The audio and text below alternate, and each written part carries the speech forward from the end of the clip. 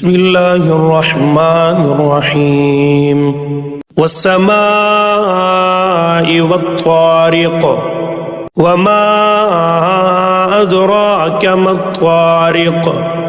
النجم الثاقب إن كل نفس لما عليها حافظ فلينظر الإنسان مما خلق من ماء دافق يخرج من بين الصلب والترائب إنه على رجعه لقادر يوم تبلى السرائر فما له من قوة ولا ناصر والسماء ذات الرجع والأرض ذات الصدع إنه لقول فصل وما هو بالهزل إنهم يكيدون كيدا وأكيد كيدا فمهل الكافرين أمهلهم رويدا بسم الله الرحمن الرحيم سبح اسم ربك الأعلى الذي خلق فسوى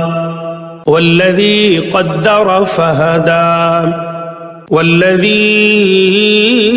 أخرج المرعى فجعله غثاء أحوى سنقرئك فلا تنسى إلا ما شاء الله إنه يعلم الجهر وما يخفى ونيسرك لليسرى فذكر إن نفعت الذكرى سيذكر من يخشى ويتجنبها الأشقى الذي يصلى النار الكبرى ثم لا يموت فيها ولا يحيا قد أفلح من تزكى وذكر اسم ربه فصلى بل تؤثرون الحياة الدنيا والآخرة خير وأبقى إن هذا لفي الصحف الأولى صحف إبراهيم وموسى بسم الله الرحمن الرحيم هل أتاك حديث الغاشية وجوه يومئذ خاشعة عاملة ناصبة تصلى نارا حامية تسقى من عين آنية ليس لهم طعام إلا من ضريع لا يسمن ولا يغني من جوع وجوه يومئذ ناعمة لسعيها راضية في جنة عالية لا تسمع فيها لاغية فيها عين جارية فيها سرر مرفوعة وأكواب موضوعة ونمارق مصفوفة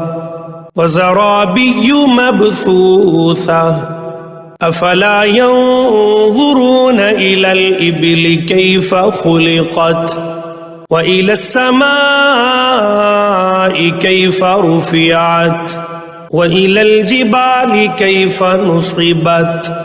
وإلى الأرض كيف سطحت فذكر إنما أنت مذكر لست عليهم بمسيطر إلا من تولى وكفر فيعذبه الله العذاب الأكبر إن إلينا إيابهم ثم إن علينا حسابهم. بسم الله الرحمن الرحيم. والفجر وليال عشر والشفع والوتر والليل إذا يسر هل في ذلك قسم لذي حجر ألم تر كيف فعل ربك بعاد إرم ذات العماد التي لم يخلق مثلها في البلاد وثمود الذين جابوا الصخر بالواد وفرعون ذي الأوتاد الذين طغوا في البلاد فأكثروا فيها الفساد فصب عليهم ربك سوط عذاب إن ربك لبالمرصاد فأما الإنسان إذا ما ابتلاه ربه فأكرمه ونعمه فيقول ربي أكرمن وأما إذا ما ابتلاه فقدر عليه رزقه فيقول ربي أهانن كلا بل لا تكرمون اليتيم ولا تحاضون على طعام المسكين وتأكلون التراث أكلا لما وتحبون المال حبا جما كلا إذا دكت الأرض دكا دكا وجاء ربك والملك صفا صفا وجيء يومئذ بجهنم يومئذ يتذكر الإنسان وأنى له الذكرى يقول يا ليتني قدمت لحياتي فيومئذ لا يعذب عذابه أحد ولا يوثق وثاقه أحد يا أيتها النفس المطمئنة ارجعي إلى ربك راضية مرضية فادخلي في عبادي وادخلي جنتي. بسم الله الرحمن الرحيم. لا أقسم بهذا البلد وأنت حل بهذا البلد ووالد وما ولد لقد خلقنا الإنسان في كبد أيحسب أن لن يقدر عليه أحد يقول أهلكت مالا لبدا أيحسب أن لم يره أحد ألم نجعل له عينين ولسانا وشفتين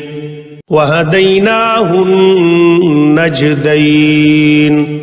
فلاقتحم العقبة وما أدراك ما العقبة فك رقبة أو إطعام في يوم ذي مسغبة يتيما ذا مقربة أو مسكينا ذا متربة ثم كان من الذين آمنوا وتواصوا بالصبر وتواصوا بالمرحمة أولئك أصحاب الميمنة والذين كفروا بآياتنا هم أصحاب المشأمة عليهم نار مؤصدة